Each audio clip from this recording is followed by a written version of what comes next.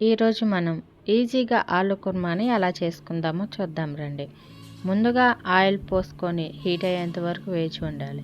అందులో 1 table spoon ఆవాలు, 1 table spoon పచ్చెనగపప్పు, 1 table spoon మినుములు, 1/2 టేబుల్ స్పూన్ జీలకర్ర, 2-3 ఎండుమిర్చి, కరివేపాకును వేసి బాగా వేయించుకోవాలి.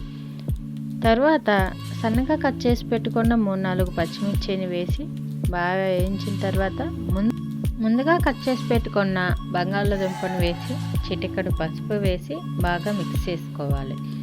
ఇవి వేగేలోకి ఇందులో కావాల్సిన పేస్ట్ని తయారు చేద్దాం రండి. 3-4 సన్నగా కట్ చేసి పెట్టుకున్న టమాటా ముక్కలు, 1 చిన్న ఉల్లిపాయ, జీడిపప్పు, వెల్లుల్లి, అల్లం వేసి పేస్ట్ చేసుకోవాలి. చూసేయండి, బాగా వేగిపోయాయి కదా.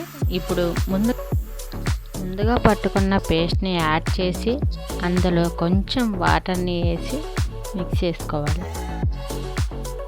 2 టేబుల్ స్పూన్ల ఉప్పు, 2 టేబుల్ స్పూన్ కారం వేసి బాగా కలుపుకోవాలి. ఇలా మొత్తం కలిపిన తర్వాత 2-3 నిమిషాలు మూతను పెట్టి ఉడికించుకోవాలి. ఇలా 2 నిమిషాల తర్వాత మూత తీసి 1 గ్లాస్ వాటర్ని యాడ్ చేసి బాగా ఉడికించుకోవాలి.